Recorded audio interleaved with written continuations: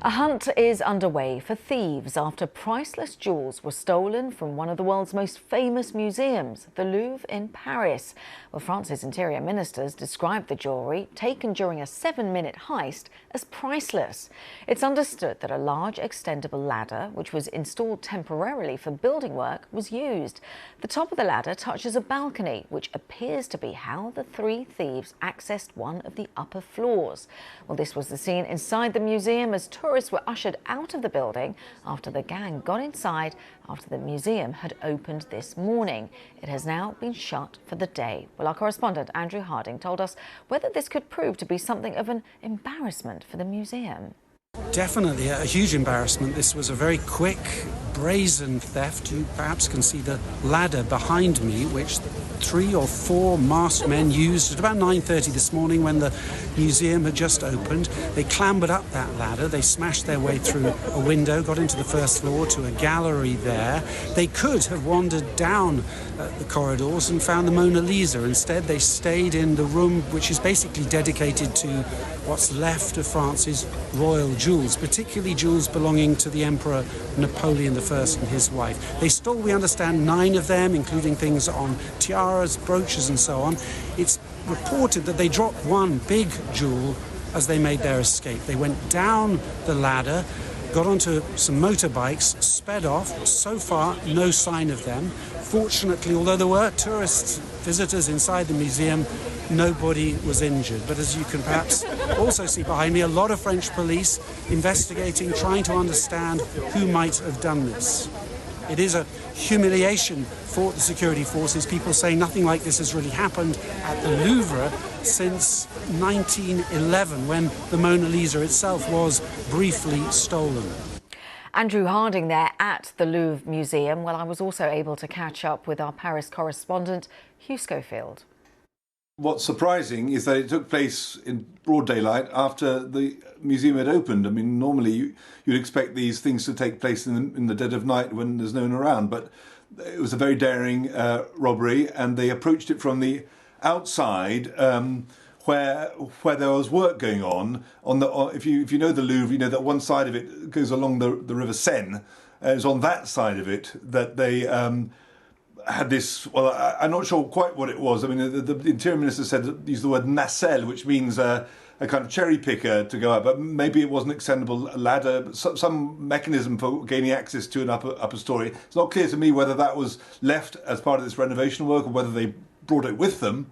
In any case, it extended up to this first floor window, which allowed them access to the Apollo Gallery. Now, the Apollo Gallery is a historic gallery at this part of the Louvre, which houses, apart from works of art and being magnificently decorated in itself, it houses display cabinets showing what's left of the French crown jewels.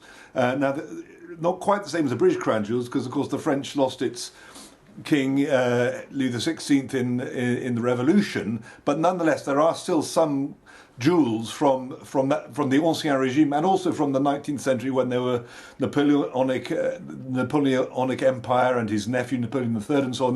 There were crown jewels from that period too, and that was where they were held. And it seems that the thieves have got away with some of these crown jewels. How much they're worth, what they've taken exactly, we just don't know. Fascinating insight, and just to bear in mind that down the hallway, apparently the masterpiece, Leonardo da Vinci's masterpiece, the Mona Lisa, is displayed. So this could have been an awful lot worse. Just, Hugh, put this into context for us. Just how common are these types of robberies from the Louvre? Well, I mean, from the Louvre, they're not common at all. I mean, there have been thefts from the Louvre going back, it's been a museum for, 150 years. And then the most famous one was the Mona Lisa, which was taken in 1911. At the time, it wasn't nearly as famous as it is now, and it was taken by an Italian who'd worked in the Louvre and who thought it had been stolen from Italy, should go back to Italy, and it was in Italy that it was found a few years later. That's the big theft from the Louvre's history. There have been other things. So Hugh Schofield there just outlining how rare it is for something like this to happen from the Louvre, given the security that you've got there. We are going to talk to Arthur Brand, who is an art historian, also an art crime investigator. And Arthur, you're known as the Indiana Jones of the art world. So the perfect person just to help us understand this, because this happened at 9:30 in the morning. The museum was open. This was in broad daylight. Yes, well, a Sunday morning is, I think, the best morning to do this. You know, people are still a little bit sleepy from Saturday night. And, you know, they just entered to the sidewalk. There was this mechanized lift standing there, and they just walked up there and they broke a window and they were in. And they were out in 7 minutes. So it was the perfect heist. And it seems like they were really controlled with what they were doing. Would you say that this was really planned? Because down the hallway hangs the Mona Lisa, the most famous picture in the world. They didn't go for that. They kept it very localized. Yes, the Mona Lisa is behind armed glass, and apparently these crown jewels, dating to the time of Napoleon, they were in vitrines which were not thick enough. They will always go through these vitrines, but you know, you have to slow them down. The thicker they are, the thieves will know it will take 8, 9, 10 minutes, and then the police will be waiting outside for us. So they have studied it. They have been there 2 or 3 weeks before, just watching the cameras, watching the doors, watching the vitrines. And in this case, they thought they could get away with it in 7 minutes, just before the police arrived. And they managed to do that. It's extraordinary. It's like something out of a film, isn't it? No doubt the film rights are being brandished about already as we speak. Look, our understanding is that a diamond and emerald crown was found broken near the Louvre after the robbery. We're monitoring that live picture of the window where they got in. We can see the forensic teams dusting down for fingerprints. How difficult is it going to be to find these people and retrieve these priceless items? Well, it's always difficult, you know. It's a race against time. The longer you wait, the more time these people have to get rid of these pieces, to sell them, to melt them down. That's probably what they're going to do, melt the gold and silver down and cut the diamonds so that they are not retraceable. So the longer it takes, the more difficult it gets. So let's hope that these people will be caught very soon. And I have very high hopes because, you know, this is a national scandal. The Louvre, the most important museum in the world, the crown jewels. So I'm sure that even the Secret Service will be on the job in this case. So as the Indiana Jones of the art world, Arthur, where do you even start?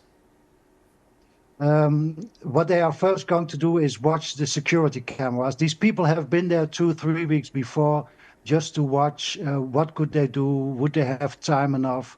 And the police will be watching these tapes, all these tourists walking there, and they will try to spot people who are acting strangely, you know, which are out of this normal person. So that's what they're going to do. Then they will watch the traffic cameras all over Paris.